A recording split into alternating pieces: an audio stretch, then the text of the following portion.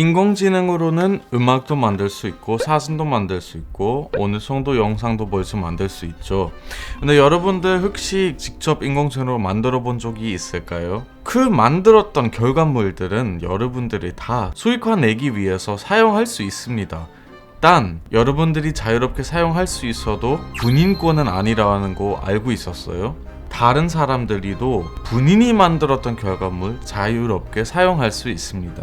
그거 어떤 문제일까요? 어떤 말일까요? 안녕하세요. 오늘도 닉톡에 오신 거 환영합니다.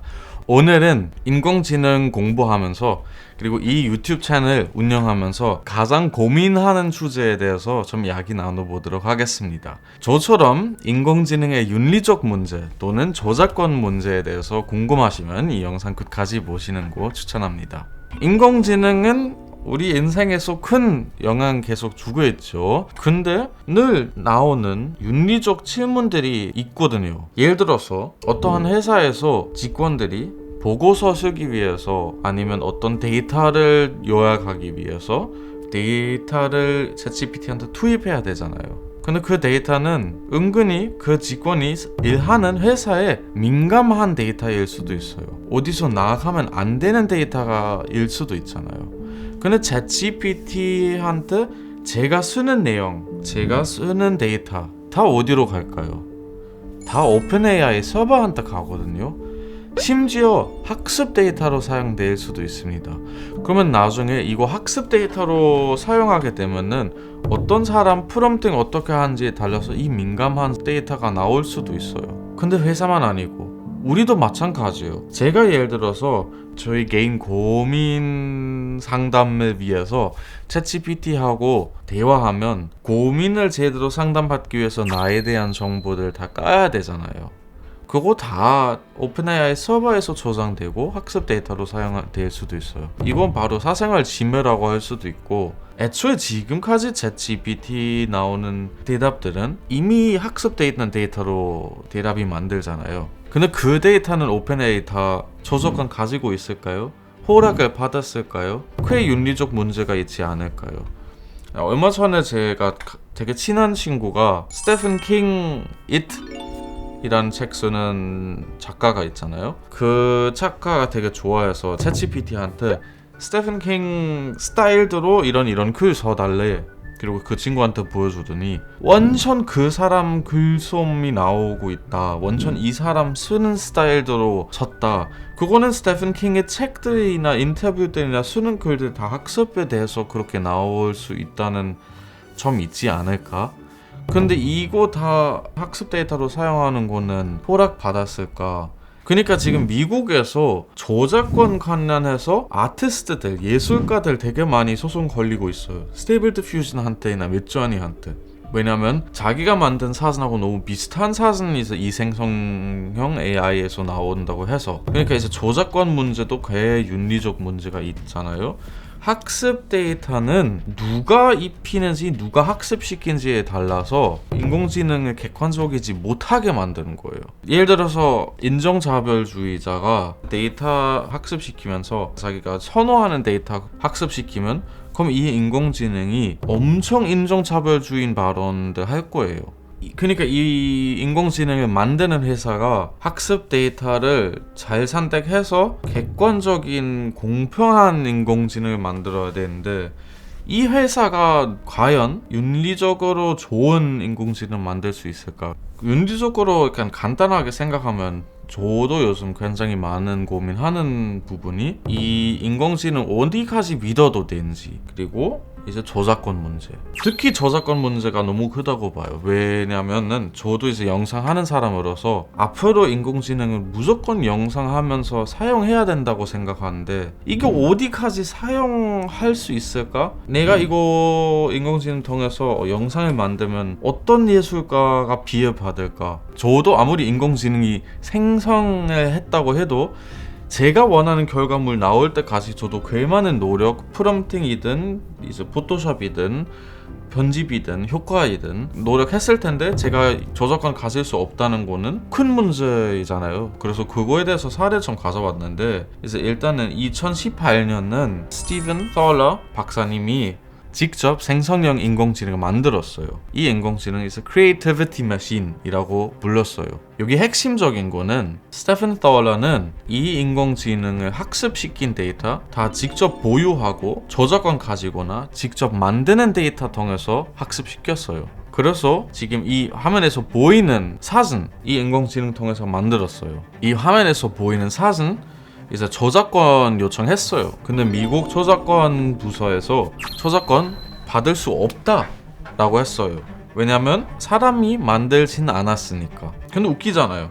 이 사람은 학습 데이터도 다 보유하고 이 인공지능이라는 킥을 직접 만들었어요. 그리고 프롬프트까지 했을 거예요. 그래도 나오는 사진에 대한 저작권 가질 수가 없었어요. 두 번째 사례, 여기는 조금 더 달라요. 크리스 카스타노바라는 만화 소설 쓰는 사람이 있어요. 그러니까 만화 소설보다 이제 그래픽 노벨 글 쓰는데 사진들도 나오는 거야. 만화랑 조금 달라요. 근데 이 사람은 이제 그림 입히기 위해서 미드저니 사용했다고 합니다. 근데 미드저니 사용하고 나서 자기가 포토샵으로 어느 정도 편집하기도 했어요. 그래도 자기가 쓰는 글에 대한 저작권 받을 수 있어도 사진에 대한 저작권 줄 수가 없다. 아무리 본인이 편집했다고 해도 그 편집한 부분 너무 미세해서 기계가 만들었고 사람의 투입이 너무 비율이 적다고 해요. 단 여기서 중요한 거, 그 당시에는 이 저작권 관리하는 부서, 이 카스타노바 작가님한테 충분한 사람의 역량, 예술 편집 들어갔다면 저작권 받을 수도 있을 것 같다. 그런 발언을 했지만 아직까지 그런 사례는 없었어요.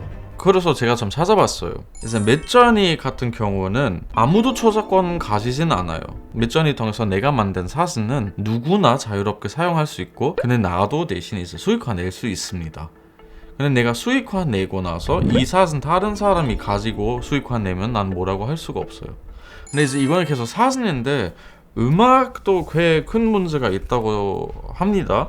이제 얼마 전에 오펜AI는 챗GPT 엄니 발표했을 때 그 인공지능 목소리가 워낙 Her라는 영화랑 가깝잖아요. 약간 이 스타일도 그렇고. 근데 이제 영화 Her의 목소리 주인공 누군지는 아시죠? 스칼렛 조한슨이에요. 근데 스칼렛 요한슨은 오펜AI 만들었던 인공지능, 특히 그 발표에서 나왔던 목소리가 자기 목소리랑 너무 똑같다고. Hey there, it's going great. How about you? I see you're rocking an OpenAI hoodie. Nice choice. Hello, I'm here. Hi, I'm Samantha. 자기가 했던 영화에서 대사나 인터뷰 대사 통해서 이 목소리 학습시키지 않았냐. 결론은 그 목소리 하나가 주피터인가 엠바인가 챗GPT에서 그 목소리가 있었는데 내렸어요. 자기네들 안 했다고 했지만 그래도 결론은 내렸어요. 그래서 저는 요즘 그거에 대해서 되게 많이 찾아보고 고민하고 있는데, 너무나 아쉽지만 아직까지 저작권이나 그런 규제에 대한 거 너무나 없어요. 얼마 전에는 이제 유럽에서, EU에서 처음으로 법적으로 규제 냈어요. 그러니까 이 법은 위험 수준 측면에서 용납할 수 없는 것으로 간주되는 AI의 적용을 금지한다. 그런 규제 있는 거 좋다고 생각하는데, 이제 인공지능 생성형 컨텐츠에 대한 저작권 문제 되면 그것도 솔직히 저작권 문제 해결되면 이제 규제가 되는 거예요. 왜냐면 그 저작권 범위 안에서 움직여야 돼요.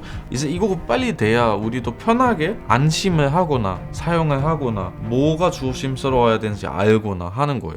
저도 인공지능 많이 사용하기는 하는데 아직까지 윤리적 문제 때문에 생성형 AI 어디까지 사용해도 되는지 조금씩 고민이 되고, 주변 사람들도 고민이 많이 하고 있습니다.